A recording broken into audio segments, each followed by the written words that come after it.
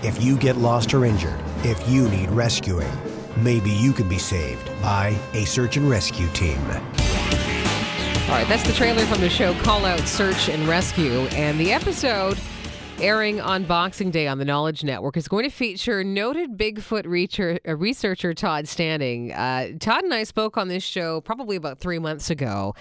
And I received a flood of emails. I was really surprised, actually, at the response he garnered. So Todd is with us again today. And Todd, I have to ask, being such an avid outdoorsman, how is it that Todd Standing ended up on a show about search and rescue?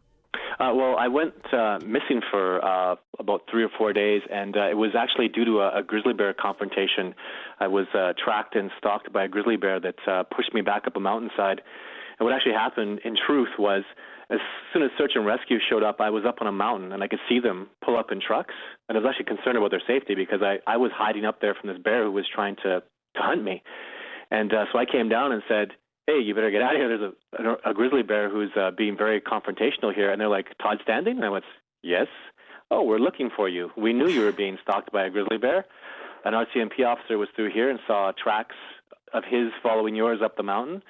So yeah, we were just want to make sure you were alive and good. And I went, oh, yeah, I am. And then we just got out of there, right? So, but I had tremendous results that time with my photographs and video evidence for Bigfoot. It was an enormous learning experience for me, and just an amazing experience. I have such an admiration and respect for this species because, I mean, when you're faced with the reality that most man-like primate in the world is living here in North America, it blows me away. And that's probably why people are so interested, because the evidence right now is so overwhelming. If I was to take this to a court of law with DNA and fingerprints and dermal ridges and sworn testimony from doctors, lawyers, judges, presidents of the United States, you know, it would be overwhelmingly a decision that this species is a reality. Well, Todd, let's just, if you could make a statement, because you have to kind of see it from the other side. When it's something that's unknown to the vast majority of people, of course they're going to be skeptical about it. If you had to convince somebody, though, of the existence of Bigfoot, what would you tell them? Well, this is the best, one of the best hunters in North America. The guy who wrote a book sat down with me and said, there's no way this species could exist. And in 5 minutes, I convinced him. I said, look, white-tailed bucks are what you go searching for in North America, the most coveted prey that you could search for. What if they stood together in groups? He said, well, they'd be very hard to find. It would increase the difficulty of finding them. What if they never had a rut like primates don't? Because 90% of white-tailed bucks are killed in the rut. He said, well, probably 95% of them would never get killed. I said, what if they went into mountains and they were in groups evading together in mountains? He says, well, you'd virtually never find them there. What if they were intelligent like a primate species and taught their offspring? Huh? Now what? He says, well, you'd never see an animal like that. And now I have this hunting expert, guy who's written books and New York Times bestsellers saying they could exist if those probabilities were real. And that's the reality of what a primate would do. And of course, every quarry, which is what Bigfoot is, they stay away from predators, and that's what we are. And they have no trouble evading us. They have no difficulty staying away from people. It's not just some paranormal impossibility. It's a reality. When any scientist that I've ever talked to looks into this, they go, this is extremely likely to exist after they see all the evidence. There's an FBI fingerprint expert that analyzed Bigfoot tracks and said, my testimony puts people in jail, my fingerprint expertise, and this is an absolute real track. I would stake my reputation on it. And he teaches FBI and police officers how to analyze footprints and fingerprints. We last spoke, I guess it was a couple of months ago, 2-3 months ago. What new information have you received over that time? You're constantly researching Bigfoot. What's new in your world? Well, I've started looking for hair and started gathering actual fecal evidence, and I've gathered a profound amount of that. And I've got a new research site that I've been working with First Nations people. What's fantastic for me is my other research site was very dangerous. It was called Bear Jail. It's where forestry officers relocate bad bears and bad mountain lions. So doing your research in that area is very dangerous. It's very difficult. This new research site of mine, it's on reserve territory, so nobody can go there unless you have permission from the First Nations people. And I've never had results like this. I've seen tracks.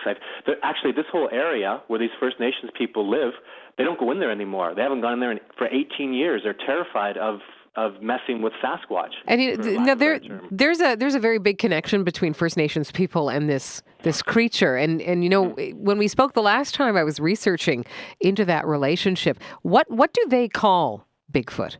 Well, every single First Nations language has a name for Bigfoot. So Sasquatch, Oma, Sabanuk, and it always means something like boss of the mountain, wild master of the wilderness. It's always some term that has an exceptional reverence for the species. And again, every single First Nations language has a name for it. And it's never something like a ghost or a spirit. It's like bear, deer, Bigfoot. But if this creature has such a huge prominence in Native culture, why is it then that we do not believe of its existence? We've never been exceptional. We've never had an equilibrium with nature like the First Nations people have. We've never had the hunting skills to hunt and track like First Nations people do. Geronimo, who was wanted by the United States and by Mexico, they wanted him dead. He had a whole tribe of his people that he hid from the U.S. and Mexico. They never found him until they actually got a First Nations tracker to go look for him. They've only found ever First Nations people that are fugitives by hiring another First Nations tracker. Davy Crockett, one of the best ever, said, I couldn't hold a candle to what First Nations people can do tracking in the wilderness. And the First Nations people feel that way about this species. They look at this species as the master of the woods, even a mastery over them. So you're talking about an animal that has such exceptional abilities that it's beyond anything that we could understand because we're born and raised on cement our whole lives. Just curious, Todd, where did this whole fascination start off for you? I started as a skeptic. I had a friend who had an incident, and I started researching it, studying it, and I just wanted to prove that Bigfoot couldn't exist. I wanted to prove that a primate species didn't have enough food to survive, enough space to evade. And the more I got into it, before I knew it, I was a stark raving believer. And then I became passionate about it because this species is real. And I have primatologists that go to school at the University of Calgary and the University of Alberta right beside me, and they go study primates in Africa, and they should be doing it right here in their own backyard because this species is real. And can you imagine the effects it's going to have on anthropology and primatology and science itself? When we find out this species is an absolute reality, it's going to be huge. Now, you're going to be featured on one of the episodes of Finding Bigfoot, airing on January the 15th. Yes. But you're not really super involved with that show. Why wouldn't they use your expertise since you're obviously, the go-to guy when it comes to this? Mm-hmm. Well, they go out with camera crews, and to be honest, I couldn't show somebody a moose with a camera crew, right? Like you got to go out there with 5-6 people with cameras. To anybody who knows about the wilderness, it's ridiculous. You're never going to get near any sort of mountain lion or bear, never mind the most elusive animal on the planet, right? So I've had to negotiate a deal, which I'm working on right now, where I can go out with just one other person who's a wilderness expert and go, prove the reality of this species by finding, which is the ultimate goal, a deceased body, bringing that back, and then science can't deny that. Is that going to be the holy grail for you? That's what you're after? That's your ultimate goal? Well, my first goal, which I achieved, was finding a couple of videos to prove to people that I could get close to them. Then my goal was to get a full facial view. So that's what I manifested. I focused on it, and I worked on it, and boom, I've got 2 of crystal clear full facial views. And just like I said I would do those things, now I'm saying I am going to find a body. I'm focused on it. That's what I'm devoted to. I believe I'm very close to that. And when I find an intact body, I'll get my species protection, species recognition, and then retire. Let primatologists just take over. Just curious, do you have a photograph that you could send me so I could post it on my Facebook page? Oh, yeah, absolutely. I'll send you one right away. That would be great. Todd, as always, an absolute pleasure chatting with you. And please let me know if anything new develops on your end. I will. Thank you very much. All right. Bigfoot researcher Todd Standing. And as soon as he sends those photos, we'll post those on my Facebook page and also the Drive page at cjob.com. You can find me on Facebook at Karen Black, CJOB.